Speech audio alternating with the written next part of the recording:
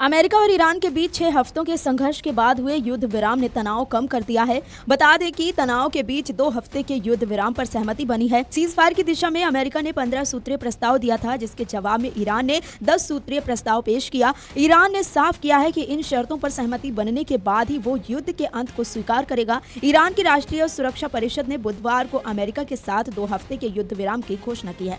इस बीच ईरानी राष्ट्रीय सुरक्षा परिषद ने बताया कि अमेरिका के साथ बातचीत 10 अप्रैल को इस्लामाबाद में शुरू होगी, जो कि 10 सूत्री योजना पर आधारित होगी। जिसके बाद अमेरिकी राष्ट्रपति डोनाल्ड ट्रंप ने भी तड़के बुधवार को सीज फायर की घोषणा करते हुए इसे दोनों पक्षों का युद्ध विराम बताया है।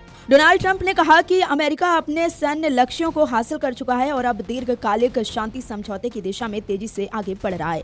ट्रंप ने यह भी कहा कि समझौते को अंतिम रूप देने के लिए 2 हफ्तों का समय जरूरी है। हालांकि उन्होंने शर्त रखी कि ईरान को होर्मुज जलडमरू मध्य को पूरी तरह तुरंत और सुरक्षित तरीके से खोलना होगा। वहीं अभी सीज फायर को लेकर कांग्रेस ने अमेरिका और ईरान के बीच हुए युद्ध विराम में पाकिस्तान की भूमिका को लेकर प्रधानमंत्री नरेंद्र मोदी पर तीखा हमला बोला है। पार्टी ने इससे प्रधानमंत्री नरेंद्र मोदी की अत्यधिक व्यक्तिगत कूटनीति के लिए एक गंभीर झटका बताते हुए कहा कि स्वघोषित विश्व गुरु पूरी तरह से बेनकाब हो गए हैं।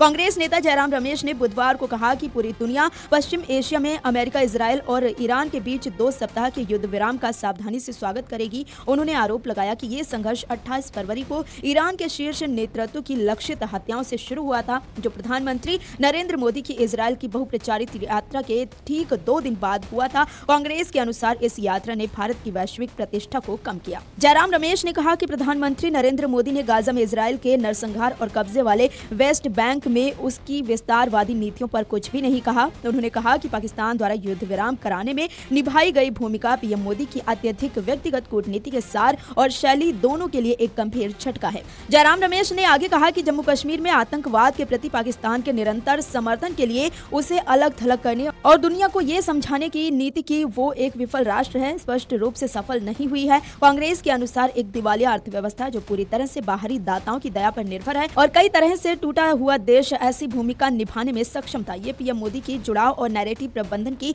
रणनीति पर सवाल उठाता है।